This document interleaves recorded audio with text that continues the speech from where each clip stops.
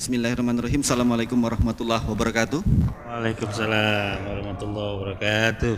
Alhamdulillah pada sore yang berbahagia ini di hari Jumat, mudah-mudahan kita diberi keberkahan dan setidaknya tadi turun hujan. Biasanya kalau hujan itu kita berdoa insya Allah lebih ijabah ya, lebih cepat diijabah. Karena insya Allah rezeki dan berkahnya juga turun ke bumi. Sore ini kita juga alhamdulillah mendapat kunjungan ini dalam session untuk Friday Talk nih Pak. Kawan-kawan dari Priuk STI Pertiba untuk membicarakan topik yang sangat luar biasa dan juga pembicaraan yang sangat luar biasa. Kalau sama dengan gubernur beliau nih di provinsi di Indonesia ini cuma 34 orang. Karena tiap provinsi cuma satu ya. Oke, ya kita akan bicarakan terkait dengan akuntabilitas pengelolaan keuangan desa.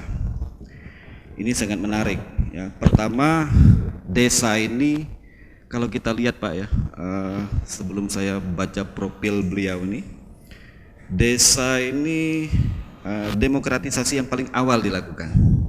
Ya, sebelum orang bicara terkait dengan pemilihan kepala daerah, ya, bupati, wali kota, gubernur, presiden secara langsung, desa itu sudah dipilih langsung ya. Mohon dikoreksi kalau saya salah. Artinya demokrasi Indonesia itu demokratisasinya sudah dimulai sebelum reformasi 98 ya. Itu artinya kita sudah cukup baik terbangun di bawah itu untuk bagaimana mengelola demokrasi di Indonesia itu. Nah, pasca reformasi juga satu hal yang penting adalah bagaimana desa itu diberikan kewenangan yang penuh dan cukup banyak ya, termasuk dana desanya yang tergelontor di desa-desa itu, dan ini menjadi bahan kekhawatiran juga tidak hanya bagi kepala desanya yang spot jantung itu ya, gitu ya. Dananya besar, namun satu sisi kita berhadapan dengan kapasitas dan kapabilitas yang belum begitu optimal terkait dengan SDM, tata kelola dan sistem yang ada di bawah. Itu ya yang sebagai pengantar saya untuk kita diskusi sore ini. Dan untuk membahas hal tersebut dalam session dari Friday Talk kita sudah hadir Kepala Perwakilan BPKP Provinsi Kepulauan Bangka Belitung.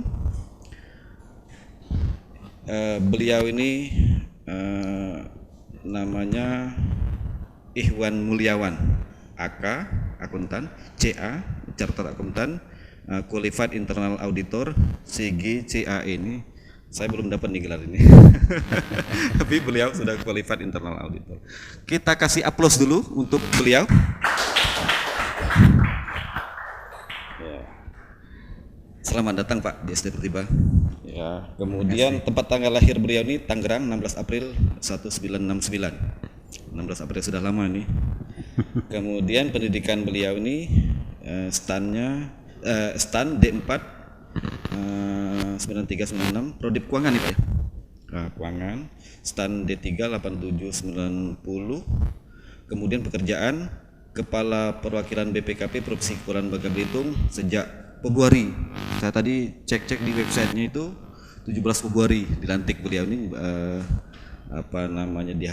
dihadiri oleh Pak Gubernur dan unsur musbida di Bangka Belitung 2020 sampai dengan sekarang ya. Biasanya kepala perwakilan BPKP itu nggak lama. Beberapa yang ada yang pernah ada itu ya paling 2 tahun, 1,5 tahun ya Pak ya. Itu mudah-mudahan dalam pelantikannya juga saya lihat Bu Deputi itu juga menyinggung terkait dengan akuntabilitas good governance terkait dengan pengelolaan dana desa itu ya. Menarik itu. Jadi beliau ini dikhususkan untuk bertugas mengawal kita ya dari sisi pengawasannya. Kemudian beliau juga pernah Kepala Perwakilan BPKP Aceh Mei 2019 sampai Januari. Nah kan saya sampaikan 2020 nggak lama kan itu. Sebentar. Kemudian beliau koordinator pengawasan pernah menjabat sebagai koordinator pengawasan bidang akuntan negara perwakilan BPKP Jabar 2016 sampai 2019 Maret dan April itu ya. Kemudian kepala bidang akuntan negara perwakilan BPKP Jabar juga. Kemudian saya nggak baca keseluruhan karena banyak sekali. Jadi nanti secara umum kita nggak keliru ya, dan beliau pengalamannya sangat luar biasa, bahkan pernah di Irian Jaya ketika itu masih Pak ya, ya di Papua. Kemudian ada lagi yang menarik ini, Sulawesi Selatan juga pernah ke beliau di Sulawesi Utara. Kemudian nah ini pelatihan yang beliau dalam dan luar negeri, Certified Governance Chief Auditor Audit Executive yang gelarnya di CGCAI itu Januari 2021, Executive Development Program Bogor 2020 ya. Kemudian Positive Leadership Training Singapura 2016, Risk Management Training Hong Kong 2015 ya. Hong Kong kita juga KPK juga kita sering ya kerjasama juga ya di Indonesia ya. Yang bagus juga. Certified Qualified Internal Auditor Jakarta 2013. Saya belum jadi ini malah. Kemudian Bureaucratic Reform Workshop for Government Official of Indonesia Korea Selatan 2010 ya. Kemudian CERCOS Public Financial Accountability and Performance Management Belanda 2010. Jadi pengalaman dalam dan luar negeri termasuk keliling Indonesia sudah lengkap lah untuk beliau ini. Sekali lagi saya minta aplaus yang meriah untuk beliau.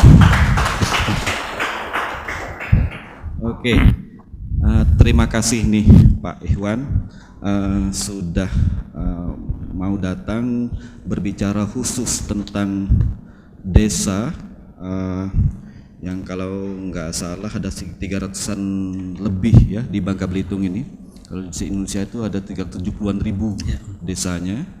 Dan satu hal tadi yang kita bicarakan adalah akuntabilitas pengelolaan keuangannya itu masih perlu kita dorong sama-sama ya, dan tentu kita tidak berharap anak bangsa ini terjebak ya dalam hal seolah ketika sudah melihat uang gitu ya, akuntabilitasnya kurang, karena saya bicara dari sisi akuntabilitasnya sama-sama orang accounting. Orang keuangan. Nah, tapi sebelum itu kita ini dulu, saya tertarik ini di Aceh nggak lama nih, sekitar 1 tahunan di Bangka Belitung. Gimana tuh ceritanya bisa Bapak sampai ke Bangka Belitung ini? Oke, terima kasih Pak Sumardi. Assalamualaikum warahmatullahi wabarakatuh. Pak Wargianto. Terima kasih juga atas kesempatannya Pak Sumardi dari Priok ini ya, dari Priok Pertiba, berkaitan dengan perjalanan karir mungkin Pak ya. Memang kalau dibaca itu udah panjang betul tuh, dari 90 sampai 2000 sekarang kan. Udah 31 tahun.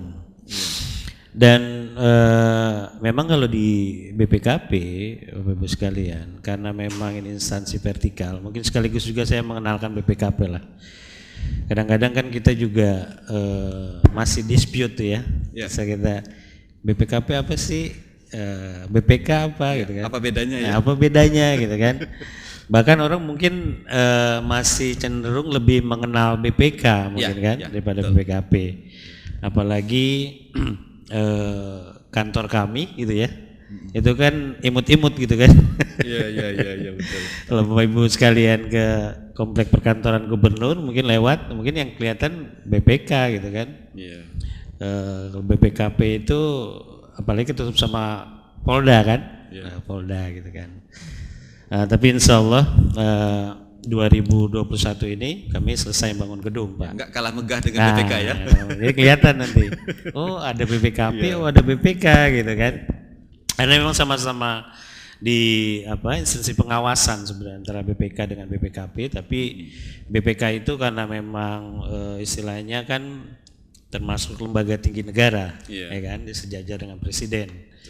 Sedangkan BPKP itu adalah aparat pengawasan internal pemerintah, gitu ya. APIP, kita tuh APIP. Dan menariknya memang BPKP sebagai lembaga pemerintah non kementerian, Pak, sebenarnya kami lembaga pemerintah non kementerian itu tidak berada di bawah kementerian tertentu gitu. Tapi kita langsung bertanggung jawab pada presiden. Enggak gitu kan. Kementerian Keuangan ya. Jadi tidak ke Kementerian Keuangan, kita ke presiden. Ini yang menarik untuk BPKP, dan itulah kepercayaan presiden terhadap BPKP itu semakin tinggi sekarang. Jadi apa-apa juga, mungkin Bapak Ibu juga dengar banyak berita lah dari mulai apalagi pas COVID ini gitu kan. Betul. Pas COVID ini kemarin masalah PCR gitu ya. Kita juga diminta berapa sih harganya yang awal-awal itu kan secara nasional. Dan tentu saja kami juga di daerah pun seperti halnya di pusat, Pak. Kita juga kalau di daerah mendampingi pemerintah daerah. Kemarin awal-awal 2020, awal pandemi COVID itu suatu tantangan yang berat memang. Untuk kita, dan kami merasakan sendiri di BPKP begitu besar harapan pemerintah daerah untuk mendapatkan semacam pendampingan lah agar dalam pelaksanaan kegiatannya itu rasa nyaman gitu kan, tidak ada permasalahan di belakang hari. Tadi kembali ke pertanyaannya, memang kalau di Aceh kemarin cuma 9 bulan, Pak. Nggak sampai setahun ya. Belum sempat minum kopi Aceh. Jadi di Aceh cuma 9 bulan, dan kebetulan memang istilahnya itulah kembali, kalau kita sebagai instansi vertikal itu nggak tahu kapan kita mau dipindahkan. Ibaratnya harus siap, segala sesuatu siap. Tapi untuk di Bangka Belitung ini memang kemungkinan agak lama. Karena lagi bangun gedung. Sampai selesai dulu ya. Jadi sebenarnya kalau di BPKP itu kalau ada tugas bangun gedung itu tunggu selesai dulu gitu kan.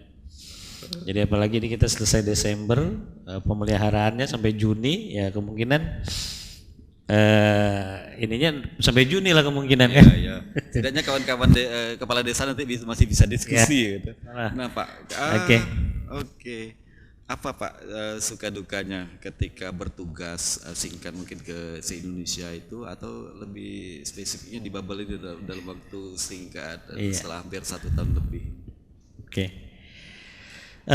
Memang dari sisi mungkin kalau perbandingan, karena saya udah banyak keliling Indonesia itu. Itu saya lihat tadi. Istilahnya pulau besar udah semua lah. Sulawesi, Irian Jaya, Kalimantan, Sumatera juga, gitu ya? Jawa. Nah, ini sudah 5 pulau ini sudah saya pernah bertugas gitu kan. Dan kemudian pernah di Aceh, Irian Jaya. Jadi ujung timur, ujung barat gitu kan. Sulawesi Utara. Yang paling menakutkan tuh di mana tuh? Memang pengalaman paling mencekam waktu di Irian Jaya. Jadi istilahnya pada masa itu juga memang istilahnya masih bergejolak gitu kan. Bahkan saya sempat waktu ke Wamena, itu daerah Jawijaya, itu kita memang waktu itu sedang melakukan pengawasan di daerah tertinggal gitu kan. Ya itu sempat juga didatangi oleh saudara-saudara kita yang mungkin masih belum paham tentang NKRI kan. Jadi istilahnya sempat didatangi, tapi alhamdulillah waktu itu karena memang pada masa itu sebenarnya mereka sangat respect terhadap guru. Jadi waktu zaman saya di sana itu kita kebetulan bermalamnya di rumah seorang guru. Jadi aman kita, Pak. Gitu. Karena saya juga pernah teman-teman saya itu kan ada di BPK itu ya, cerita-cerita ketika bertugas di sana kayaknya agak sama ceritanya mereka. Tapi semua dapat dilewati dengan menarik ya. Alhamdulillah, Pak. Termasuk bagaimana nih hubungan dengan kelembagaan dengan instansi lain semua di Indonesia itu, termasuk di kita cukup baik ya. Di daerah itu ya. Seperti itu, Pak. Pak, yang di Babel ini udah lumayan lama nih. Suka kuliner apa nih? Ya memang terkenal lempah kuning gitu lempah ya. kuning lah itu tadi Pempek gitu kan, warung kopinya gitu kan. Ya memang satu hal, saya suka lempah kuning, tapi dengan syarat dalam kondisi masih panas. Oh gitu ya. Kenapa? Lempah kuning kalau panas itu nikmat sekali, tapi kalau udah agak dingin saya agak rasa nikmatnya agak beda. Gitu. Pak, kata orang Bangka kalau sudah makan lempah kuning Bangka itu Pak akan terus kembali kangen gitu. Sama kayak di Jogja kalau udah makan gudeg itu kangen gudeg. Jadi menarik ya Pak. Masyarakatnya juga gimana Pak? Ya. Di Bangka Belitung memang karena memang heterogen ya. Itu satu hal yang saya lihat juga toleransinya cukup tinggi lah. Kita nggak ada, ya apalagi kalau dibandingkan waktu di Papua kan, itu kan sangat ini sekali. Aceh juga kan, sama juga. Aceh kan homogenitasnya cukup kuat itu kan. Makanya kalau di Babel ini kita dalam suasana yang memang nyaman lah Pak ya, interaksi antar warga nyaman gitu kan. Bahkan juga kalau di kami ini di pimpinan instansi vertikal itu cukup akrab. Oh iya. Ya, apalagi Kapolda kita yang lama itu memang sering ngumpulin kita tuh Pak. Jadi kita sering kumpul di rumah beliau. Jadi kita sangat akrab lah. Itu Pak.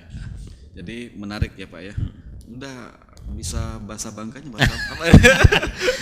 Ternyata bahasa Bangka itu cukup sulit juga ya. Saya baru tahu awak lah. Sulit juga rupanya. Oke Pak nih. Ini menarik tadi sempat Pak cerita ketika mengawal pandemi ini kan juga sangat sulit saya lihat itu kawan-kawan BPKP tentu juga merasakan itu ya ketika yang lain agak tiarap nih work from home dan sebagainya, work from office gitu ya, work from home lah, banyak itu ya kemarin kemudian dibatasi persentasenya itu, tapi teman-teman BPKP nggak tiarap itu Pak. Itu gimana tuh pengalamannya? Itulah menariknya memang di situ dan menjadi satu tantangan juga ya, karena memang di satu sisi kita dihadapkan bahwa pandemi masih cukup mewabah gitu kan. Tapi di sisi lain pengawasan juga harus kita lakukan, sehingga memang pada saat itu menempuh ada work from home-nya juga, ada work from office-nya juga Pak. Artinya kita mencoba untuk menyeimbangkan gitu kan ya. Bahkan itu hal mungkin kawan-kawan yang berangkat keluar, ya, artinya ada penugasan keluar, itu kami lebih bekali Pak. Jadi maskernya, kemudian waktu itu masih pakai face shield ya. Oh gitu. Awal kan, kemudian jadi, juga hand sanitizer gitu hand sanitizer bawa gitu kan. Istilahnya penugasannya itu memang tetap memperhatikan prokes lah. Ya, karena memang gini Pak, satu sisi kalau nggak dilakukan pengawasan atau pemeriksaan ya ketika pandemi ini juga yang itu juga bertebaran gitu kan. Ya, tikus-tikusnya itu bertebaran juga, harus dilakukan pengawasan. Oke Pak, apa Bapak disupport dengan SDM yang kapasitas dan kapabilitasnya mumpuni untuk membantu Bapak bertugas di Babel? Ya. Alhamdulillah Pak, alhamdulillah. Memang dari sisi kuantitas kami masih kurang, Tapi kualitas karena memang istilahnya model rekrutmen yang di BPKP terutama untuk auditor kan cukup ketat Pak. Iya. Gitu. Jadi istilahnya kami disupport dari mulai awalnya itu, dari rekrutmen awalnya udah bagus. Iya. Gitu. Jadi istilahnya nggak ragu lagi lah. Walaupun secara kuantitas kurang, tapi secara kualitas kami bisa menyeimbangkan kebutuhan itu. Jadi Kopassusnya pengawasan tuh di Bapak disupport ya. Betul Pak. Berarti ke depan memang diperlukan semacam pola rekrutmen atau yang seperti apa Bapak pikirkan itu ke depan kira-kira saran? Dari sisi rekrutmen saya rasa sudah cukup bagus ya. Karena memang itu kan kita disentralisir di pusat. Jadi SDM pengawasan kita sudah cukup baik dari sisi ini, cuman kuantitasnya ya. Memang untuk mengawasin termasuk karena kan tidak hanya desa ya. Kebetulan sore ini kita bicarakan terkait dengan desa, tetapi banyak hal lagi yang itu. Tapi kalau nggak disupport dengan kuantitas yang cukup baik juga repot juga kan? Iya, betul Pak. Oke Pak, kita ke dana desa nih Pak, Yap. yang kita bicarakan sore ini. Nah kalau dana desa itu kan secara undang-undang itu bagaimana kedudukan dan bagaimana sih kewenangan desa itu dalam mengelola itu? Pengelolaan dana desa ya. Iya. Berkaitan dengan pengelolaan dana desa, memang ini kan pemerintah pusat dalam ini mencanangkan bahwa pembangunan itu memang mulai dari pinggir gitu ya, dari desa, karena memang disitulah sebenarnya istilahnya masyarakat Indonesia masih lebih banyak di desa kan, ya, dibandingkan di kota-kota. Makanya pembangunan itu diharapkan dari desa dan mulai diperkenalkan dana desa, Pak. Di sini memang desa itu terutama memiliki kewenangan untuk sebenarnya merencanakan apa sih yang mereka mau lakukan gitu, yang mereka butuhkan ya. Mereka butuhkan, mau mereka lakukan bagi masyarakatnya gitu kan. Sehingga nanti sebenarnya kalau dari konsepnya ya, dari konsepnya perencanaannya pun nanti akan mengarah kepada desa dulu seperti mau apa gitu kan. Kemudian nanti akan diangkat ke kecamatan, kemudian juga ke kabupaten gitu kan, nanti ke provinsi, sehingga diharapkan perencanaannya itu alignment gitu loh Pak. Oh iya, alignment kan. Jadi istilahnya sejalan ya. Jadi selaras gitu kan. Jadi apa yang mau dibangun itu memang benar-benar yang dibutuhkan gitu kan. Cuma memang masalahnya kan kadang-kadang di desa sendiri juga kadang-kadang mau menentukan apa sih sebenarnya yang mereka butuhkan sebetulnya untuk yang jadi skala prioritasnya. Iya, skala prioritasnya gitu kan. Ini yang kadang-kadang juga kan padahal kewenangan desa itu cukup besar ya. Cukup besar. Iya, tapi karena emang tadi kapasitas nanti kita bicarakan dengan kapasitas SDM dan sistem yang ada itu yang masih belum optimal, yang perlu kita dorong ya. Nah, itu Pak, yang satu sisi kita lihat kita bicara dana desa cukup besar ya Pak ya, dana desa yang digelontorkan di Indonesia itu termasuk di Babel ya Pak ya. Berapa tuh kira-kira tuh ini gambarannya tuh? Bagaimana gambarannya? Oke. Di 2021 ini itu kita dapat gelontoran dana itu 334 miliar Pak. 334 miliar ya. Di Bangka Belitung itu untuk 309 desa. Jadi kalau dirata-ratakan hampir 1 miliar. 1 miliar desa ya. Itu kan nilai yang cukup fantastis sebenarnya, cukup besar untuk sebenarnya bila dikelola dengan baik. Itu akan mengarah kepada luar biasa pembangunan di desa gitu kan. Ya itu Pak, satu sisi saya kemarin diskusi dengan salah satu inspektorat yang di Babel juga. Sekarang arahnya emang sudah pola-pola nakalnya tuh udah turun ke desa ini. Termasuk mohon maaf tim ses itu udah mulai yang kok saya bilang tertarik mereka dana kecil gitu ya. Bagaimana tuh Bapak melihat itu? Apakah ada nggak kecenderungannya ke sana tuh? Ya apa ya? Ya ini mungkin bagian dari evolusi untuk berdemokratisasi Pak ya, belajar demokrasi secara betul gitu kan. Naluriah ya Pak ya? Iya gitu kan. Jadi istilahnya karena memang di desa itu juga dana cukup besar dan banyak desa kan, intinya kan. Betul. Nah itu Pak, kuantitas desanya dan dana saya hitung itu benar juga ya. Bisa untuk akumulasi modal ini. Jadi itu polanya sudah memang tugas dan tantangannya sudah berat saya lihat ya Bapak ya. Betul. Oke Pak, tadi kita kembali ke dana desa itu alokasinya untuk apa saja sih desa itu bisa lakukan Pak, yang kewenangan mereka? Memang ada prioritas Pak. Dia istilahnya di kita sendiri ada aturannya yang mengatur itu Pak ya. Peruntukan mengenai dana desa gitu kan. Kita bisa mengacu ke di sini ada kalau misalnya di kemarin sempat ada peraturan Menteri Keuangan Pak tentang pengelolaan dana desa gitu kan. Tapi di secara spesifik sebenarnya Kemendes, Kementerian Desa dan Transmigrasi itu sudah ini juga mengatur peruntukannya, ada prioritas-prioritasnya.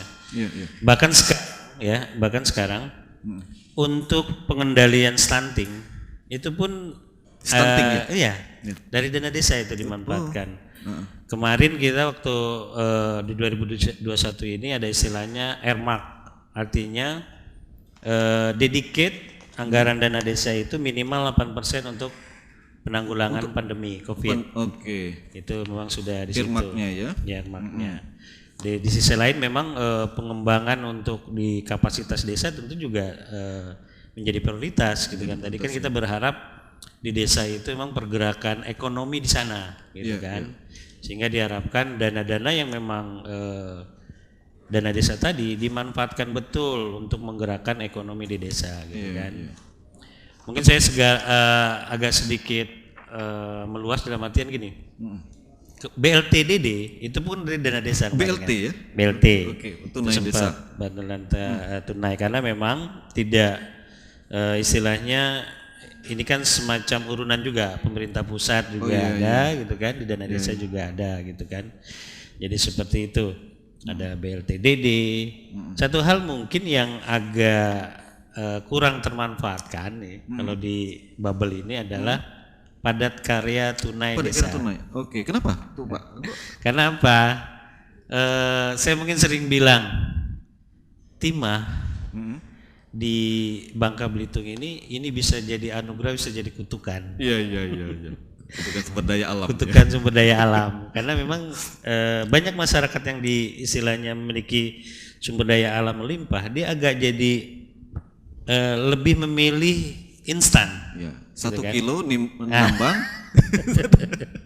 Padahal banyak kegiatan di desa itu yang diarahkan untuk padat karya tunai kan. Tapi karena mungkin kalau di Bangka Belitung ini lebih menarik timah, akhirnya itu tidak terlalu terserap maksimal ya. Tidak terserap maksimal gitu kan. Tapi kita lihat kan pertumbuhan ekonomi di Bangka Belitung kan terbesar di Sumatera kan. Iya kan? Nomor 2 Sumatera. Nomor 2 Sumatera. Jadi istilahnya dengan seperti itu aja sudah nomor 2 gitu. Kadang-kadang ini saya bilang kan, dengan seperti itu aja sudah nomor 2 gitu kan. Sehingga kadang-kadang juga kan menjadi membuai juga kan. Iya betul. Banyak hal-hal yang sebenarnya kayak tadi padat karya tunai banyak.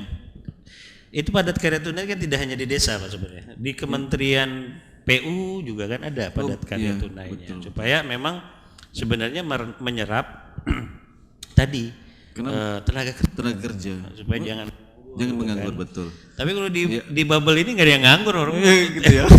Kena bayar TI. Satu hal menarik. Ada satu hal menarik sebenarnya Bapak Ibu sekalian. Nanti kita tanya Pak Kades apakah benar yang dikeluhkan. Saya rasa pas itu. Mungkin kalau dia kerja di bantu Pak Kadesnya untuk serap itu kecil biaya honornya gitu. Mereka dia langsung pergi ke nambang lebih banyak dapat lebih besar. Oke Pak, menarik sekali. Kita lanjutkan. Nah Pak, kalau kita lihat tadi kita kan dana desa ini kan semangatnya adalah bagaimana desa itu bisa tumbuh dan berkembang setara ya. Tadi walaupun kita katakan demokratisasinya sudah dimulai di awal, tetapi kita tidak menafikan masih ada kesenjangan ya dalam hal pembangunan itu. Nah dengan adanya dana desa ini sudah termanfaatkan nggak? Benar-benar bisa memberikan manfaat nggak Pak pada desa itu menurut pandangan Bapak? Ya, kalau dari sisi termanfaatkannya sih sebenarnya sekecil apapun sebenarnya termanfaatkan, pasti termanfaatkan. Tapi belum pernah diukur ya, pernah diukur dampak dana desa ini terhadap pertumbuhan ekonomi di desa itu seperti apa, itu belum pernah diukur gitu kan. Atau mungkin saya yang belum tahu jangan-jangan, tapi mungkin tolong nanti kita tanya dosen-dosennya ya, penelitian itu apakah sana yang melakukan penelitian. Dan satu hal sekarang, contohnya sekarang mungkin ada pertanyaan. Dana desa yang sedemikian besar itu jadi apa sih gitu kan? Ya kan, misalnya contohnya jadi aset, asetnya seperti apa gitu kan? Nah sekarang ini baru mulai istilahnya aset-aset terhadap pengelolaan aset di desa itu kita mulai benahi Pak. Mulai benahi. BPKP juga mulai menyentuh situ. Jadi nanti masuk neraca daerah itu ya? Iya betul Pak. Jadi itu harus masuk ke neraca daerah nanti karena memang itu menjadi aset desa nanti kan Pak, seperti itu. Iya. Oke Pak. Nah, kalau dari pandangan Bapak nih selaku selain sebagai auditor juga pengawas ya, apa nih khawatiran Bapak nih ketika dana desa itu besar, namun kita kan tidak menafikan SDM di desa itu belum maksimal untuk dapat mengelola, apalagi harus semacam ada pelatihan khusus ataupun ilmu khusus gitu ya. Kita aja yang dari accounting mungkin harus belajar lagi ya. Apa tuh Pak? Kekhawatiran Bapak nih? Ya memang kekhawatiran utamanya seperti tadi Pak, ada dana-dana desa itu akhirnya diseleweng. Jadi istilahnya kalau dari sisi perangkatnya gitu ya, jadi tools pengelolaan desanya sudah siap Pak, sudah lengkap. Kita di BPKP itu sudah punya istilahnya yang sekarang mau dipakai di seluruh desa di Bangka Belitung, ada Siskedes ya. Sistem keuangan desa itu kita kerjasama dengan Kementerian Desa dan Transmigrasi serta Kemendagri untuk merilis itu gitu kan. Itu tools yang bisa digunakan untuk pengelolaan dana desa. Kemudian juga dari sistem pengawasannya berkaitan di desa, kita punya Siswaskedes. Sistem pengawasan keuangan desa. Ini yang digunakan oleh APIP. Jadi APIP menggunakan Siswaskedes ini sebagai tools untuk perencanaan pengawasan berbasis risiko. Oke, online itu Pak ya? Iya, online. Oke. Jadi seperti itu. Di kita Belitung yang sudah launching itu. Sudah launching ya? Sudah launching itu karena memang memerlukan dukungan daripada Siskedes ini harus online. Artinya datanya itu harus bisa ditarik, database-nya. Satu hal mungkin yang lebih penting lagi sebenarnya masa integritas Pak. Integritas, iya. Istilahnya semua itu nggak akan bisa berjalan dengan baik kalau misalnya tadi niatannya itu memang sudah teristilahnya mungkin terkontaminasi gitu kan. Niatnya itu Pak. Betul. Niatnya. Bahkan saya mungkin sering juga ngomong kalau di pertemuan dengan kepala desa kan saya bilang kalau sudah jadi pejabat publik ini kan kepala desa kan biar pejabat publik Pak. Publik betul. Pejabat publik itu harus sudah menanggalkan kepentingan ekonomi untuk diri sendiri dan golongannya gitu kan. Seperti itu istilahnya kepala desa pejabat publik itu lebih kepada sebenarnya kalau di teori Maslow mungkin Pak ya, itu lebih kepada untuk memenuhi kebutuhan pengakuan, aktualisasi diri ya, gitu kan. Udah bukan lagi kepentingan untuk istilahnya ekonomi, gitu kan. Tapi lebih kepada ini saya hadir di desa saya untuk desa saya gitu. Cuman ini kan berat ya Pak ya, mungkin ada kepala desa juga nih ikut berat juga kan, gitu kan. Jadi istilahnya jadi kepala desa itu memang seharusnya secara ekonomi udah mapan, udah siap. Jadi kalau misalnya istilahnya mungkin sudah punya sawit ya, kan kalau di Bangka Belitung itu, sehingga benar-benar jadi kepala desa itu emang untuk memajukan desanya gitu kan. Nggak tergiur lagi misalnya ada bisikan kiri, bisikan kanan gitu. Jadi benar-benar ajakan kiri, ajakan kanan. Seperti itu. Jadi emang lebih kita khawatir Pak, memang khawatir. Itu kekhawatiran Bapak ya. Dengan besaran dana yang seperti itu, di satu sisi tadi juga integritas saya lihat yang Bapak tekankan. Kuncinya integritas. Jadi kalau menyimpulkan dari integritas itu seorang pemimpin itu atau kepala desa atau pemimpin secara umum adalah orang yang sudah selesai terhadap dirinya gitu ya. Dia bukan memikirkan pada dirinya lagi tapi pada masyarakatnya gitu. Oke. Tentu Bapak sering mendengar juga ada kepala desa yang ketangkep gitu, yang enggak perasaannya gimana tuh Pak? Iya, biar bagaimanapun kami punya kewajiban moral kan Pak sebenarnya. Jadi dalam istilahnya kalau misalnya seperti itu ya kita tetap merasa kok masih ada juga ya kejadian seperti ini gitu kan. Di satu sisi juga kita ada siapkan, bahkan pengawasan berlapis juga Pak. Iya. Pengawasan juga berlapis juga sebenarnya kalau di berkaitan dengan dana desa itu ada APIP-nya, kemudian juga kan ada Badan Musyawarah Desa. Iya. Kemudian juga ada masyarakatnya sendiri juga ikut mengawasi sebenarnya kan. Tapi memang tadi Pak istilahnya kuncinya memang integritas gitu istilahnya.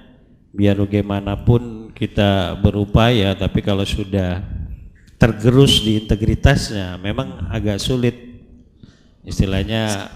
Mungkin semakin canggih kita yang tidak berintegritas itu berupaya untuk lebih canggih lagi. Ya. Jadi secanggih apapun sistem yang dibangun pasti ada celah gitu ya. Jadi kalau kita simpulkan agak semacam apa ya, paradoks juga ya. Satu sisi kita beranggap SDM-nya masih belum optimal, tetapi rupanya dari sisi ini bisa mengakalin gitu ya. Iya betul. Nah, mudah-mudahan lah Pak, nanti ke depan kita berharap memang integritas ini salah satu yang harus ditekankan gitu ya. Bagaimanapun kalau mau menjadi pejabat atau pemimpin itu tadi sudah selesai terhadap dirinya lah setidaknya gitu ya. Karena dia memimpin orang banyak. Itu kita berharap kepala desa juga karena ini besar sekali saya rasa dananya tadi dan kecenderungannya saya yakin lah nanti kita tanya kades-kades yang ada ini bahwa tim ses itu sudah mulai deketin kepala desa ini saya dengar. Oke, baik Pak. Kalau kita lanjutkan ini BPD dan masyarakat tentu juga berperan ya Pak. Tadi Bapak sampaikan itu sejauh ini dalam hal pengelolaan dana desa itu bagaimana peran mereka Pak kalau Bapak melihat? Ya, memang pengawasan yang dilakukan oleh BPD tentu berkaitan dengan tadi Pak dari sisi gimana perencanaannya gitu ya. Kita berharap tadi yang ada alignment perencanaan kita gitu kan. Tapi kalau misal dari satu sisi itu aja sebenarnya memang belum bisa disebut perencanaan di kita lah ya. Saya mungkin nggak bisa berbicara motret seluruh Indonesia, tapi setidaknya di Bangka Belitung ini alignmentnya itu belum bisa disebutkan Pak gitu ya. Istilahnya antara perencanaan di desa kemudian sampai ke kabupaten dan provinsi itu belum bisa mengarah ke selaras ya. Selaras, dan itu sebenarnya peran tadi pada saat di Badan Musyawarah Desa tadi kan mesti untuk ini, tapi memang sebenarnya harus ada dirijennya juga Pak, dirijennya juga di kabupaten gitu kan ya. Saya sebenarnya berharap Bapeda gitu kan. Ya. Bapeda itu bisa menjadi dirijen yang mengkoordinir arah tadi pembangunan kita itu, dana terutama berkaitan dengan dana desa itu mau ke arah mana sih gitu kan, sehingga arah pembangunannya itu benar-benar alignment lah, selaras kita untuk bisa menjadikan sesuatu itu yang benar-benar secara ultimate-nya itu memang mensejahterakan masyarakat. Jadi bagaimana dirijennya ini harusnya tadi terkait dengan pemerintah daerah khususnya Bapeda bisa mengorkestrasi betul Pak. Sehingga nanti ini harus memainkan peran seperti apa gitu ya. Nah Pak, kita lihat apakah ada pelatihan atau semacam workshop yang diberikan kepada mereka untuk meningkatkan kapasitas SDM kita di desa ini Pak? Ya, tentu ada Pak, tentu ada karena memang secara istilahnya grand design-nya kan tetap saja bahwa dana yang besar ini perlu dukungan SDM yang mumpuni gitu kan. Jadi istilahnya itu tetap, artinya workshop itu tetap ada, baik itu dari Kementerian Dalam Negeri maupun dari Kementerian Desa ya, itu tetap ada. Kalau dari sisi kami tentu kita mensupport dari sisi pengawasannya. Kita berkaitan dengan APIP-nya gitu kan. Gimana APIP memanfaatkan siswa skedes, kemudian juga berkaitan dengan pengelolaan dana desanya, gimana tadi perangkat desa memanfaatkan siskedes pengelolaan keuangannya gitu, seperti itu Pak. Ya, ini menarik Pak. Ini kita bicara lebih spesifik nih di bubble nih terkait dengan dana desa ya. Tentu dana desa 1 miliar setidaknya itu kalau kita rata-ratakan ya bisa lebih ya. itu perputaran di desa, apalagi ketika pandemi kemarin kita perlu dana segar, tentu sangat luar biasa ya. Tapi serapannya juga pada sisi khususnya tadi yang untuk bantuan tunai itu masih belum optimal, itu saya agak sayang itu. Sayangkan itu, sehingga sebenarnya kan kita dana segar ini kan bisa untuk memutar pertumbuhan ekonomi gitu ya. Nah, geliat pemanfaatan dana desa itu apa nih untuk bubble nih ke depan ini Pak yang kita perlukan? Untuk pemanfaatan yang lebih optimal. Betul. Gitu ya. Ini sebenarnya mungkin kalau di potret 2020 dan 2021 Pak, memang turbulensinya karena pandemi sebenarnya Pak. Okay. Banyak yang karena pandemi. Artinya seperti tadi ya, desa diminta untuk mengalokasikan dananya untuk penanganan pandemi di desa, gitu kan. Itu sudah harus tuh Pak, 8% itu wajib gitu kan. Sehingga di kita itu kan ada sekitar 30 miliar sebenarnya. Dari 334 miliar itu harus dicadangkan untuk penanganan pandemi ya? Gitu kan. Itu nggak boleh digunakan untuk yang lain kan, gitu kan. Tapi mungkin pandemi di masing-masing desa kan berbeda-beda gitu kan. Nggak, istilahnya nggak semua desa mengalami itu. Bahkan kadang-kadang kalau ada yang kena langsung di isolasi terpadu. Itu kan nggak perlu pakai dana desa artinya. Sehingga memang untuk itu aja kita hanya terserap 15 miliar gitu kan dari 30. Dari 30 setengahnya ya. Setengahnya sayang gitu kan. Itu nggak boleh digunakan apa-apa tuh. Iya, karena untuk penanganan pandemi. Karena pandemi. Itu memang karena masalahnya bukan karena memang tidak terjadi pandemi di desa itu, ataukah memang serapannya karena memang tidak terprogramkan Pak oleh desa? Karena memang dana yang dicadangkan untuk penanganan pandemi, tentu kalau misalnya tidak terjadi gitu kan pandemi di situ atau tingkat keterjadiannya rendah, kan semakin kecil Pak. Semakin kecil bisa terserapkan. Dia hanya misalnya untuk tentu persiapan awalnya kan hampir rata adalah penyediaan satgas-satgas gitu ya, untuk rumah-rumah persiapan yang kalau misalnya ada isolasi di desa gitu kan. Tapi setelah itu kan sangat tergantung tadi, kalau misalnya ada yang kena dikasih bantuan.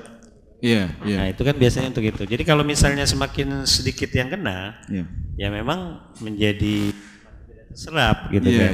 Tapi itu tidak kita bisa gunakan lain.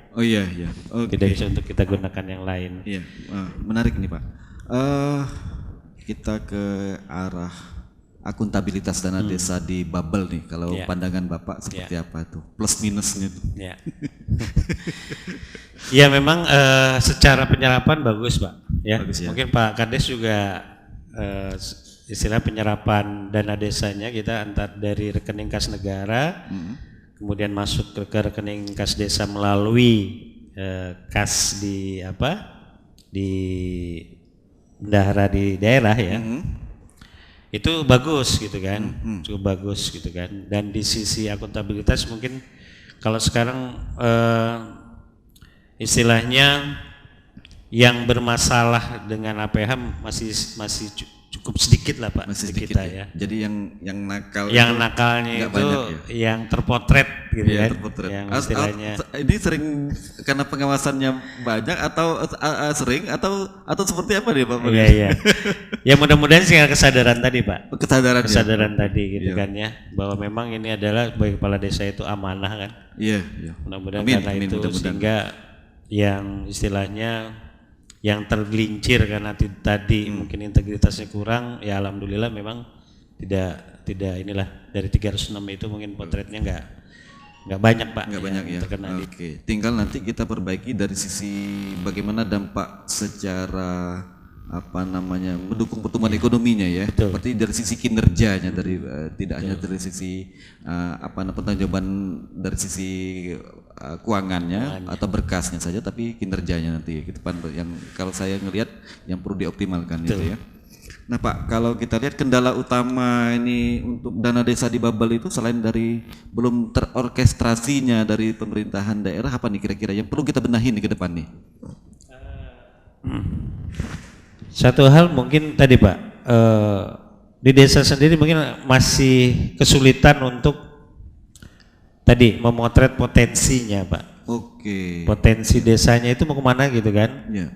Di renstranya desa. Ya, jadi ini di rencananya itu mau kemana sih sebenarnya gitu kan? Jadi kalau misalnya ada desa yang potensinya mungkin sekarang sih kelihatannya di Bangka Tengah kelihatannya Pak yang udah mulai mengarah kepada satu fokus tertentu gitu ya Pak ya. Jadi istilahnya memang PR-nya sebenarnya di situ tadi kan, menentukan fokus pemanfaatan dana desa ini yang mengarah kepada tadi peningkatan kesejahteraan masyarakat, dan sebenarnya itu kan mesti menjadi desain jangka panjang juga Pak. Jadi istilahnya katakan mau 5 tahun gitu kan. Jadi nggak sekedar misalnya sekarang kan banyak juga misalnya bikin katakan lapangan untuk futsal gitu kan. Tapi sebenarnya arah lebih jangka panjangnya seperti apa gitu kan. Mau jadi apa sih desa kita ini gitu kan. Kan mestinya itu dulu gitu kan. Apalagi juga yang jadi masalah kan begitu kepala desa buyar juga tuh ya kan. Program-program itu menjadi buyar juga. Kalau misalnya kepala desanya ganti gitu kan. Bahkan yang lebih parah lagi kadang-kadang kepala desa ganti seluruh perangkatnya ganti itu. Kadang-kadang repot juga tuh nanti itu satu kan. gerbong Pengeluaran keuangannya kan. Seperti itu. Jadi itu Pak memang selain tadi yang menjadi utama tadi SDM-nya juga tentu tadi Pak berkaitan dengan pola kita juga berkaitan dengan perencanaan itu tidak bisa menjamin untuk jangka panjang mengarah kepada desa kita ini menjadi apa sih gitu kan. Kemudian kalau jadi nanti berganti kepala desa, apakah kemudian program itu masih teruskan tidak gitu kan. Nah, karena memang tadi terkait kan kalau misalnya tidak punya jangka panjangnya, kemudian apa yang mesti dilanjutkan oleh kepala desa yang baru kan. Jadi kepala desa disuruh mikir sendiri nanti yang selanjutnya. Iya Pak, oke.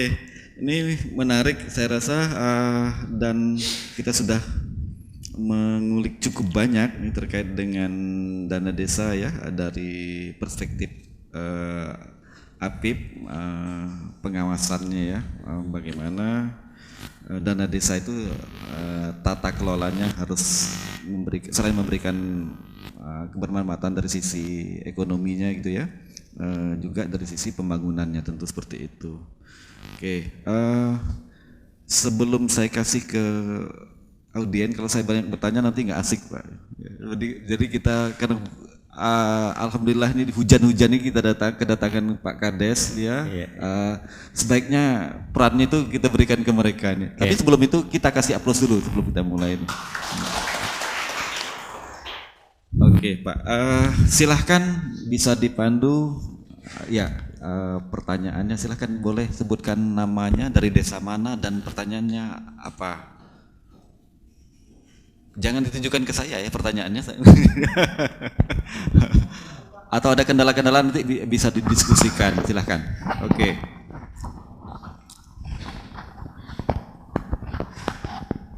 Bismillahirrahmanirrahim. Assalamualaikum warahmatullahi wabarakatuh. Assalamualaikum warahmatullahi wabarakatuh. Perkenalkan Pak, nama saya Sudarno, Kepala Desa Katis, Kecamatan Simpangkatis, Kabupaten Bangka Tengah. Sangat menarik sekali Pak dengan apa yang diperbincangkan Bapak pada sore hari ini. Itu menyangkut dalam penggunaan dana desa.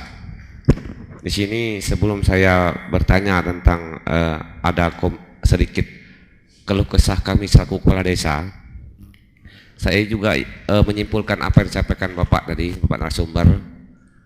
Menurut pandangan dan pengalaman saya selaku kepala desa, itu apa yang disampaikan Bapak tadi, sebenarnya kepala desa itu memang harusnya sebenarnya orang yang mapan Pak. Karena kalau tidak mapan, intinya seperti Bapak tadi ya, ada siku kiri siku kanannya, itu sangat benar sekali. Tapi Pak, semua itu tergantung niat kita sendiri. Saya juga pribadi nggak punya apa-apa jadi kepala desa. Jujur, cuma mengandalkan hidup apa adanya lah. Kalau dibanding dengan honor Pak, itu perlu Bapak pertimbangkan juga. Mungkin Bapak selaku atasan bisa menyampaikan suara kami selaku kepala desa. Tidak sebanding dengan honor kami cuma 3.750.000 itu Pak. Karena kami bekerja itu siang malam Pak 24 jam. Kadang maafnya stempelnya dibawa ya? Ya lagi tidur juga kadang-kadang dibangun warga yang sakit, yang tawuran segala macam, itu tetap tanggung jawab kami Pak. Itu mungkin sekedar pengalaman. Ada pertanyaan Pak.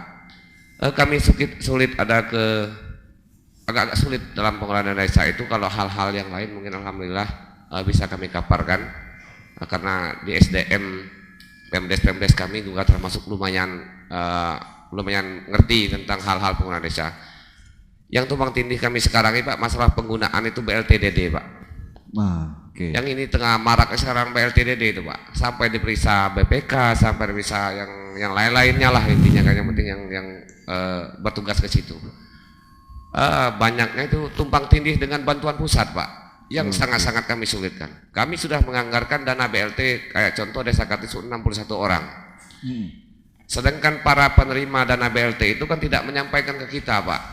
Dia menerima bantuan prakerja melalui online kan. Dia menerima bantuan dari BPUM secara daftar tidak tahu dengan kepala desa. Akhirnya kami ribet diperiksa, kok kenapa kepala desa mengesahkan. Jadi double ya? Double, itu kan tidak diperbolehkan double. Tapi kami kan, saya juga menjabat baru 6 bulan Pak. Saya menjabat, dulunya saya ketua BPD hampir 5 tahun ya, dan sekarang menjabat kepala desa. Cuman intinya kami sekarang itu bingung, maksud kami itu Pak, oke, kalau tahun 2001 ini mungkin lagi acak-acakan. Sudah pengalaman kami kalau memang ada aturan dari BPK dan dari pusat bahwa tidak boleh double. Sekarang maka itu kami tadi musdesus tadi pada siang pagi tadi kami sudah musdesus sama BPD. Sekarang kami pangkaskan semua. Yang penerima batu prakerja, yang penerima BPUM itu tidak kami masukin lagi ke dana BLTDD tersebut. Mungkin itulah pertanyaannya Pak. Ini ada keluhan kesah kami cuma di dana BLTDD itu Pak. Mungkin itu dapat saya sampaikan. Saya mohon maaf pada salah, Allah mohon ampun. Wabillahi taufiq wal hidayah. Wassalamualaikum warahmatullahi wabarakatuh. Assalamualaikum warahmatullahi wabarakatuh. Ya. Dari Pak Sudarno jelas Pak ya. Jangan, kalau komentar saya, jangankan di desa, di ASN sih nerima. Bu Menteri aja. Marah-marah Bu Menterinya. Oke Pak, ini dari Desa Katis silahkan Pak di jawab. Terima kasih Pak Sudarno ya. Sudarno dari desa mana Pak? Katis ya. Bangka Tengah. Bangka Tengah. Alhamdulillah Bapak disupport oleh SDM di perangkat desa yang istilahnya cukup bisa membantu gitu Pak ya. Itu suatu hal yang istilahnya keuntungan kompetitif lah ya. Betul. SDM yang memang bisa membantu untuk melaksanakan tadi amanah Bapak sebagai kepala desa, dan luar biasa, saya luar biasa pengabdian Pak Sudarno ini, karena memang dengan honor 3.750.000 gitu ya, Bapak sudah benar-benar menjalankan amanah kepala desa gitu kan. Berkaitan dengan tadi Pak BLTD, kemudian bantuan-bantuan pemerintah lainnya ya dari pusat, memang yang jadi kendala di kita sekarang masalah integritas data Pak, ya, kualitas data. Kita memang sudah mulai mengarah kepada yang namanya satu data gitu kan, satu data yang bisa dimanfaatkan secara keseluruhan gitu kan. Mungkin bapak-bapak juga sudah mengetahui sekarang di sistem perpajakan kita NIK, gitu kan, NIK sebagai NPWP itu sebenarnya mengarah kepada program satu data tadi. Betul yang Bapak memang harus disiapkan gitu ya, supaya tidak terjadi tumpang tindih. Sebenarnya ada satu ini lebih kepada kita kadang-kadang kan jadi gini Pak ya, karena kita nanti yang akan dipersalahkan mau nggak mau kita jadi terpaksa proaktif gitu Pak ya. Kan gitu. Jadi misalnya di desa kami ini yang dapat bantuan BLT dari pemerintah pusat mana sih gitu kan. Nah itu kan ada di sebenarnya di dinas sosial itu ada data itu gitu kan. Tinggal mungkin nanti dimanfaatkan, bahkan ditempel gitu kan. Siapa aja sih namanya yang dapat gitu kan. Sehingga itu setidak-tidaknya kalaupun waktu di perencanaan kita itu masuk, tapi pada realisasi kan kita tidak lakukan gitu kan. Inilah yang memang istilahnya memang kita yang jadinya harus jadi proaktif Pak gitu kan ya. Istilahnya karena nanti biar gimana pun yang jadi disalahkan kita gitu kan. Itu yang menjadi beratnya memang. Karena tadi integritas data gitu ya, data yang memang dimiliki itu masih kurang bagus lah. Seperti tadi disampaikan kan bahwa ASN aja terima gitu kan. Coba bayangin kan. Itu juga menjadi suatu hal yang agak sedikit buat kita sampai seperti itunya gitu kan. Itu Pak. Jadi kembali memang dengan kondisi seperti ini mau nggak mau memang kita mencoba tadi Pak berkomunikasi dengan Dinsos, kemudian juga berkaitan prakerja mungkin dengan dinas tenaga kerja kali Pak ya. Karena memang sifatnya itu biar gimana pun mestinya sudah terinformasikan gitu kan.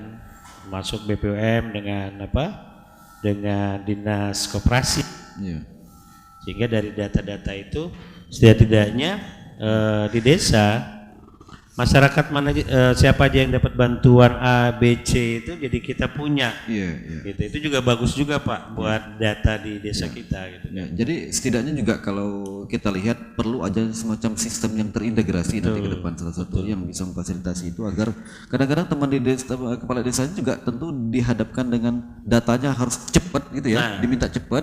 Kalau tapi kalau nggak ada data seolah dibilang nggak terserap, ditegur lagi, jadi serba susah. Oke, saya rasa memang perlu integrasi data semacam satu sistem yang dibuat ke depan. Ini menarik saya rasa ya, dan setidaknya memang jangka pendek kita bisa koordinasi di lintas itu. Oke, sudah cukup terjawab. Oke, yang lain silahkan, ada yang dari desa boleh kita diskusi siapa saja, boleh Pak? Ada? Yuk mumpung ahlinya datang ini. Diskusi aja. Enggak diskusi.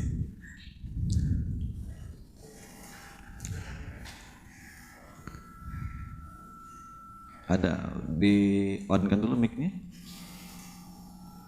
Zaki dibantu Zaki.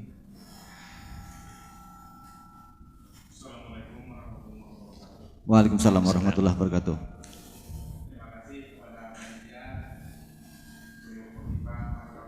Belitung karena hadirnya kita di sini tidak terlepas dari kegiatan yang diselenggarakan oleh kawan-kawan panitia di Bangka Belitung, dan juga tidak terlepas doanya Allah Subhanahu wa taala. Mudah-mudahan siang ini, sore ini hujan yang mengguyur Pangkal Pinang menjadi barokah bagi kita semua, Pak. Nama saya Haryono, saya Kepala Desa Trak Bangka Tengah, Kecamatan Simpang Katis, Kabupaten Bangka Tengah. Baru jabat juga, baru mau hampir habis. Oh gitu. Oke, langsung pertanyaan. Pres nomor 192 tahun 2014 itu tentang pengawasan, tentunya di dalamnya ada BPK, dan terbitnya Undang-Undang Desa nomor 6 tahun 2014 itu sehingga lahirnya dana desa tersebut. Dan dalam hal ini sebenarnya kalau kami melihat Pak, sumber daya manusia kita yang ada di desa ini belum siap untuk itu. Khususnya kami sebagai kepala desa, kami lihat kepala desa itu tertuang, tertera di dalam regulasi itu, di dalam undang-undang desa itu minimal harus SMP. Sementara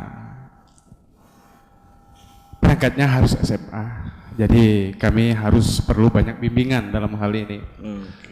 Nah, sehingga hasilnya, outputnya banyak sekali. Ada, mungkin di Bangka Belitung yang nggak ada. Mudah-mudahan kepala desa itu dan bendaharanya tersandung permasalahan hukum. Dan dalam hal ini sesuai dengan kewenangan, tugas pokok dan fungsi BPK, kami mohon BPKP adanya sosialisasi kepada kami yang ada di desa juga, Pak. Oke. Ya, itu yang pertama.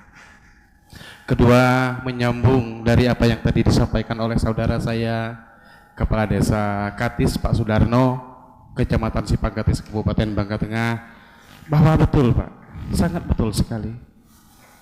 Terkadang apa yang disampaikan beliau tadi, mohon izin sekedar saya menambahkan, terkadang regulasinya terlambat, Pak. Kami sudah melaksanakan itu, nah regulasinya muncul, terkhususnya dari Kementerian Desa. Nah, jadi di sini kami harus merubah lagi administrasi dan tidak menutup kemungkinan perubahan-perubahan itu karena di waktu yang mendesak dan mepet hasilnya tidak begitu memuaskan karena dikejar oleh waktu. Dan ketiga, di daerah saya misalnya Pak, kami mohon petunjuk dan mohon pencerahan juga karena kita dengan hadirnya undang-undang desa ini, terbitnya undang-undang desa ini yang di dalamnya juga ada dana desa itu 900 lebih juta, Pak. 900 lebih juta karena kemarin ada Covid nggak sampai lagi. Nah, kami dengan dana desa ini diharapkan mungkin bukan hanya Bangka Belitung, Desa Terak, Bangka Tengah, tetapi seluruh Indonesia adanya perubahan di desa itu, adanya inovasi desa. Sementara desa saya itu Desa Terak, Kecamatan Sipangkatis, Kabupaten Bangka Tengah, kurang lebih dari pusat kota Pangkal Pinang, pusatnya ibu kota provinsi ini kurang lebih 10 menit sampai. Sampai. Dan penduduknya desa saya itu sangat sempit, Pak, sangat sempit sekali. Wilayahnya sempit, penduduknya padat, itu yang kami maksud. Hampir 6.000 jiwa, Pak, baik yang non permanen ataupun permanen. Nah, dengan lahan sempit itu kami untuk berkebun, bertani udah tidak ada lagi tempat. Karena sebelah kiri kami itu kami berbenturan dengan kawasan yang namanya Tahura. Kami menebang satu pohon juga, kami sudah dihadapkan kepada permasalahan hukum. Jadi yang kami kembangkan di desa itu ya satu-satunya jasa. Pas sekarang di desa kami ada Bukit Mangkol yang merupakan paru-parunya kota Pangkal Pinang yang pada tanggal 17 Juli 2016 dikukuhkan oleh Kementerian LHK menjadi Tahura, Taman Hutan Raya. Nah, itulah satu-satunya yang bisa kami kembangkan untuk menopang inovasi desa, menjadi desa kami menjadi desa mandiri. Tetapi sekali lagi kami dihadapkan kepada permasalahan hukum, kami harus mengeluarkan peraturan-peraturan yang tentunya tidak boleh bertentangan dengan aturan yang ada di atasnya sesuai dengan azasnya, Pak. Nah, kami harus minta izin. Termasuk penempatan dana desanya ya, di sana enggak? Iya. Nah, dalam hal ini bagaimana mohon solusi, Pak, sehingga dana desa yang datang ke kami, yang masuk ke desa kami bisa kami kelola di tempat wisata tersebut. Itu yang keempat. Yang kelima, sekali lagi mohon izin. Kalau kami melihat agama kita juga mengajarkan kembali ke BLT tadi, bayar langsung tunai, karena di desa dengan terbitnya BLT itu banyaknya bantuan-bantuan pemerintah yang lain itu banyak yang mengaku-ngaku miskin, Mbak. Oh, ketika ada bantuan ngaku miskin. Terus di kita Bangka Belitung ini sebenarnya penduduk miskin itu ya boleh dikatakan tidak ada lagi. Untuk di Bangka Belitung kalau kami melihat sepintas. Dan dalam hal ini kami juga ingin mengkritisi bantuan pemerintah tersebut karena agama kita juga mengajarkan yuk kita kasih kail, jangan kita kasih ikan. Nah, kalau kita kasih ikan mengajarkan kepada masyarakat ini lebih kepada malas. Nah, mungkin sekali lagi Pak, terima kasih kami sampaikan. Mohon maaf kalau ada kekurangan. Billahi taufiq wal hidayah. Assalamualaikum warahmatullahi wabarakatuh. Assalamualaikum warahmatullahi wabarakatuh. Ini curhat nih Pak.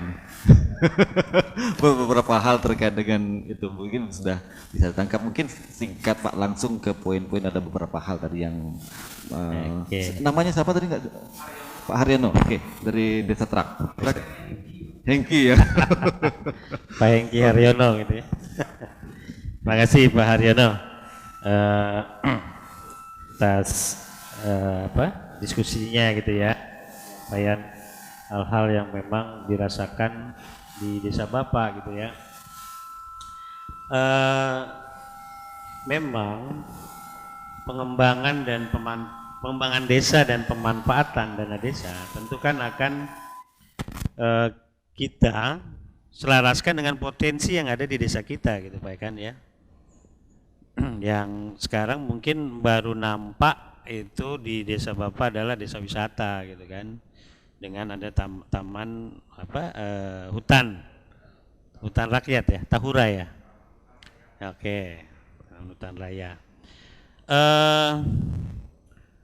Ya memang konsep daripada ini mungkin yang istilahnya, kalau saya sih mungkin kita bisa banyak belajar dari internet gitu Pak, ya kan? Konsep-konsep pengembangan desa wisata yang katakanlah kalau kita bermodalkan taman hutan raya itu gitu kan. Kalau kayak di Bandung itu kan ada Juanda ya, taman hutan raya Juanda itu berkembang pesat Pak, gitu kan? Artinya inovasi tadi ya memang istilahnya kita benar-benar harus ngulik gitu kan, harus benar-benar mendalami. Oh ini kalau misalnya kita punya Tahura apa sih yang bisa kita lakukan gitu kan? Ya sebenarnya tadi kan banyak juga industri kreatif yang bisa misalnya yang mensupport itu gitu Pak ya, yang mensupport itu saya yakin juga itu bisa dikembangkan gitu. Tapi memang banyak hal yang harus dipelajari gitu kan, harus dipelajari sehingga nanti pengembangan atau pemanfaatan dana desanya bisa ke arah sana gitu kan. Kalau sebagai desa pariwisata itu kan juga harus support desanya sendiri, juga harus menjadi benar-benar support desa wisata gitu Pak. Kita mungkin bisa berpikir oh jangan-jangan nanti mengarah kepada gimana masyarakatnya itu memang sadar bahwa desanya memang desa wisata. Ada Pokdarwisnya ya Pak ya? Iya. Kelompok sadar wisata gitu kan, kelompok sadar wisata. Kemudian dari situ mungkin bisa nanti jangka panjangnya bikin homestay gitu kan. Istilahnya memang benar-benar inovasinya itu ya emang harus jadi banyak belajar Pak.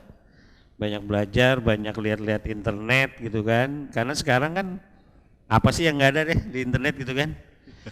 Itu apa aja ada Pak. Jadi istilahnya memang kalau ada memang anak muda ya Pak ya, memang anak muda di desa Bapak yang bisa katakanlah kelihatan gitu Pak ya, energinya itu emang energi yang luar biasa, ya bisa dimanfaatkan juga Pak, diajak gitu kan istilahnya. Dana desa sendiri bisa Pak ya untuk mendukung program beliau ini ya? Bisa ya? Bisa Pak, artinya program-program yang memang mengarah kepada tadi, karena kita punya punya icon yang kita mau jual gitu kan. Nah tentu kan nanti programnya ke arah sana Pak, ya kan, sampai kepada mungkin pelatihan kemana dia mau diarahkan pelatihannya itu gitu kan. Itu bisa Pak gitu. Jadi istilahnya apapun sebenarnya sepanjang itu mengarah kepada yang terbaik bagi desa, yang terbaik buat kesejahteraan desa itu bisa dilakukan gitu kan, ya kan. Memang ada guidance-nya dan bisa didiskusikan gitu Pak. Jadi sepanjang tadi seperti Pak Daryono niatnya udah bagus gitu kan, terus programnya bagus gitu kan, ya insya Allah desanya jadi lebih maju. Mungkin itu Pak. Oke, baik.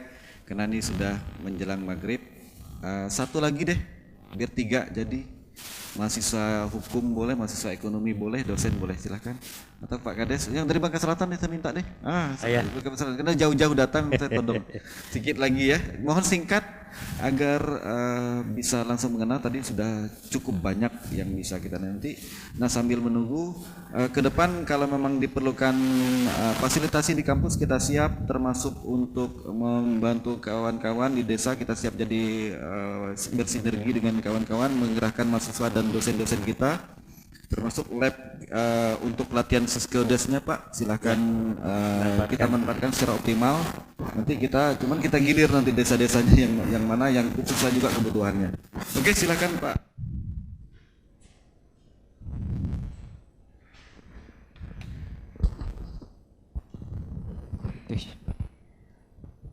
Assalamualaikum warahmatullahi wabarakatuh. Waalaikumsalam. Perkenalkan, nama saya Pitra, Kepala Desa Pajarindah, Kecamatan Pulau Besar, Kabupaten Bangka Selatan.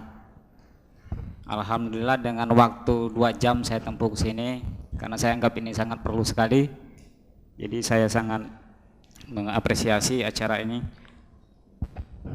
Sedikit dari saya, memang dana desa kita selalu setiap tahun digelontorkan pemerintah dengan jumlah yang cukup lumayan. Akan tetapi dana desa tersebut diikuti dengan aturan yang global untuk seluruh desa. Jadi kadang-kadang kita masing-masing desa itu kan tentunya kebutuhannya berbeda. Jadi dengan diikat dengan aturan yang global tersebut, kita tidak bisa berbuat banyak. Namun bagi kita apapun itu yang penting desa kita aman, bebas dari masalah hukum. Untuk di desa kami, khususnya di Bangka Selatan, alhamdulillah untuk BLT di desa kami sendiri alhamdulillah aman, karena kita walaupun diburu-buru kita nggak mau langsung, kita mengawalinya dari RT dulu, musyawarah dusun sampai ke tingkat desa, musyawarah khusus desa untuk BLT. Jadi semuanya aman. Kemudian yang paling penting adalah kami selalu berharap sebagai kepala desa dengan berbagai macam masalah, dengan berbagai macam kegiatan-kegiatan yang tentunya dengan penghasilan yang cukup sedikit menjadi bukannya beban ya, tapi memang itu sangat perlu. Kami berharap kita ada kebijakan dari pemerintah melebihkan yang kurang, atau mungkin ada anggaran khusus, anggaran rumah tangga desa. Dan ini juga sudah kami bahas kemarin di Rakerda 2 Kepala Desa se-Provinsi Bangka Belitung di Tanjung Pesona, untuk kami bawa ke pusat. Minta naik gaji nih Pak Kades. Iya. Karena jangan sampai dengan yang kurang itu menjadi kita untuk berpikiran yang negatif. Mungkin hanya itu dari saya. Saya akhiri, billahi taufiq wal hidayah. Wassalamualaikum warahmatullahi wabarakatuh. Ini banyak curhatnya nih Pak nih. Oke Pak, silahkan ditanggapi. Oke, terima kasih Pak. Dari Banjar Indah ya, dari desa Banjar Indah. Nama desanya bagus nih, Banjar yang Indah itu Pak ya. Di Bangka Selatan nih Pak. Bangka Selatan. Tadi juga saya sebelum kesini tadi jam 11 tadi ada tamu dari inspekturnya Bangka Selatan, PLT Pak Amar Paung tadi. Jadi ingat Pak Amar Paung tadi. Ya memang Pak, tadi aturan-aturan yang ada yang sebenarnya memang global gitu Pak ya, yang global, karena memang kayak misalnya kemarin Armak ya, atau pencadangan yang 8% pandemi, kemudian juga kita juga diarahkan untuk stunting gitu Pak ya. Kalaupun katakanlah di desanya juga nggak ada masalah stunting misalnya, sebenarnya kan bisa seperti itu gitu Pak ya.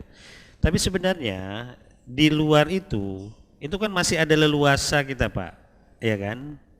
Ada yang memang istilahnya ruang untuk desa berinovasi dengan menggunakan dana desa itu, gitu Pak ya. Nggak seluruhnya lah, tetap ada ruang seperti itu. Karena apa? Biar bagaimanapun konsep keberagaman di desa kan tetap dipegang gitu Pak. Ada hal-hal yang memang secara seragam harus sama, harus ada. Kayak kemarin kita 2020-2021 ini ya memang mau nggak mau yang pandemi COVID lah yang memang menjadi fokus gitu kan. Karena memang istilahnya itu yang menjadi fokus awal gitu kan. Bahkan seperti tadi kan memang berkaitan tadi, kok dikasih bukan kailnya gitu kan, karena memang dengan pertimbangan pada saat itu memang itu yang dibutuhkan supaya nanti gerak ekonomi itu jalan gitu. Jadi istilahnya ada dikasih ikan gitu kan supaya jalan gitu kan. Bahkan juga kan untuk yang ekonomi kecil gitu ya kan ada BPUM gitu kan. Itu sebenarnya berupaya supaya tadi jalan gitu kan. Betul. Kemudian kalau di skala besarnya ada istilahnya pemerintah itu untuk memberikan istilahnya kredit dengan bunga yang lebih rendah kan. Karena memang margin selisihnya itu ditanggung oleh pemerintah. Jadi istilahnya BLT itu hanya bagian kecil dari upaya pemerintah untuk tadi menangani pandemi di sisi ekonominya. Jangan di sisi kesehatannya tentu kita sudah ketahui bersama. Tadi Pak, mudah-mudahan tadi Pak yang anggaran rumah tangga desa, mudah-mudahan itu bisa nanti istilahnya gini. Kalau misalnya secara tadi asosiasi memang gaung suaranya itu nasional, tentu kan nanti ada dikaji gitu Pak ya. Apa sih kira-kira yang dari sisi mungkin istilahnya untuk gerak daripada kepala desa aja ini, biar tadi godaan secara materinya itu semakin sedikit gitu Pak. Mudah-mudahan itu perjuangan kawan-kawan kepala desa bisa berhasil Pak. Kita doakan semua. Terima kasih. Oke, baik. Oke, kita break sebentar sebelum saya tutup. Saya minta nanti 5 menit sebentar sebelum saya tutup ya, kita break sebentar nunggu aja.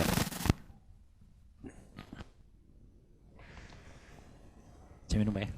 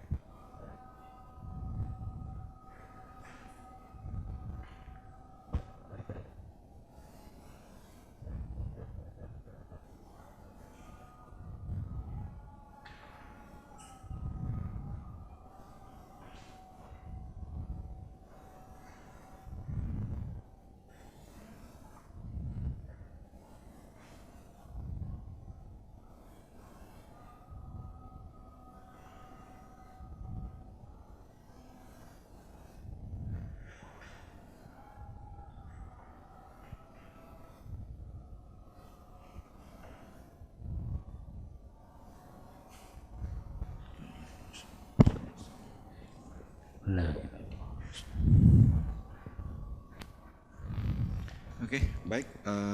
Kita lanjutkan lagi. Setelah break tadi, kita langsung ke penutupan dari pengakhiri acara ini. Ya, menarik sekali, nggak kerasa waktu yang kita siapkan sudah di akhir. Oke, ini baru dimulai lagi tuh sebentar.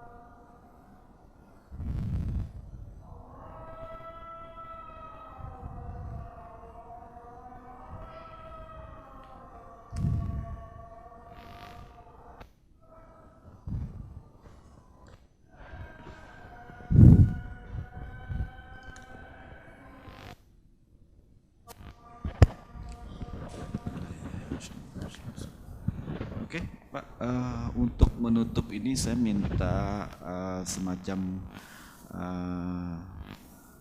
concluding remark-nya, kesimpulannya, bagaimana pengelolaan dana desa ini ke depan sehingga bisa bermanfaat, jelas kepada masyarakatnya, ekonominya juga tumbuh, kemudian yang paling penting juga aparatur pengelolaannya juga aman, nyaman, dan amanah gitu. Oke. Terima kasih Pak. Demikian besarnya anggaran dana desa yang memang digelontorkan oleh pemerintah pusat, tentu diharapkan perangkat desa termasuk masyarakatnya sebenarnya itu memikirkan inovasi di desanya. Dalam artian mau ke arah mana sih gitu kan, arah pembangunan desanya itu mau ke arah mana gitu kan. Memang perlu banyak menggali informasi gitu kan, menggali informasi. Tapi sekarang dengan adanya internet gitu kan, itu banyak hal sebenarnya yang bisa digali di sana gitu kan. Sehingga Bapak Ibu sekalian memanfaatkan dana desa itu benar-benar mengarah kepada potensi yang ada di desanya, yang tentu saja mengarah kepada nanti pemanfaatan dana desa yang lebih membuat masyarakat desa gitu kan, seperti itu. Dan kembali kuncinya tadi memang integritas dan banyak belajar gitu kan. Bapak Ibu mungkin terutama ini untuk para desa gitu ya, jangan segan-segan untuk belajar internet kayak apa sih gitu kan. Walaupun mungkin secara umur mungkin udah sepuh gitu Pak ya, tapi kan kita bisa nanti mungkin ke perangkat desa yang lain lah yang istilahnya bisa kita manfaatkan gitu kan ya, gitu, untuk bantuannya gitu kan. Karena di internet itu kayak misalnya ada jaringan data informasi hukum, ya kan? Dari Kemendagri, dari Kemendes, ada JDIH itu Pak. Di JDIH itu Bapak bisa lihat tuh banyak produk-produk hukum yang memang berkaitan dengan desa gitu kan. Sehingga Bapak nanti nggak gamang gitu kan. Banyak turunan, kadang-kadang aturannya itu kan ada turunannya, ya kan? Ada turunannya gitu kan. Dan kemudian juga mudah-mudahan peran universitas, Oke, siap. perguruan tinggi gitu kan, mensupport tadi supaya desa itu memang benar-benar sadar apa potensinya, kemudian gimana mengolah keuangan dengan baik gitu kan. Paling kalau ada lab Siskedes bisa dimanfaatkan di sini, luar biasa tuh Pak. Nanti paling tidak mungkin kami di sisi pengawasan menjadi lebih terbantu. Apalagi di desa itu kan perlu pendamping kadang-kadang ya, artinya pendamping desa gitu kan, yang istilahnya mestinya paham betul gitu kan, paham betul desa itu seperti apa gitu, desa yang memang yang didampinginya itu kan, supaya memang arah pembangunan, arah penggunaan dana desanya itu lebih bermanfaat lah bagi peningkatan kesejahteraan masyarakat di desa.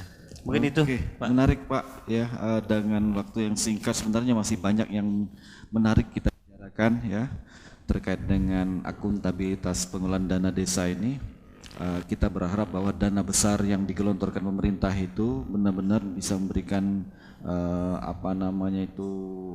kesenjangan itu tidak terjadi antara kota dengan desa ya. Kemudian yang paling penting adalah antar wilayah Sumatera dengan Jawa dan juga tentunya wilayah timur gitu ya, itu harapan. Tapi dana besar tadi harus juga dibarengi dengan tidak hanya besar melihat uang yang besar itu, tapi juga ayo kita memiliki semacam integritas untuk pengelolaannya itu.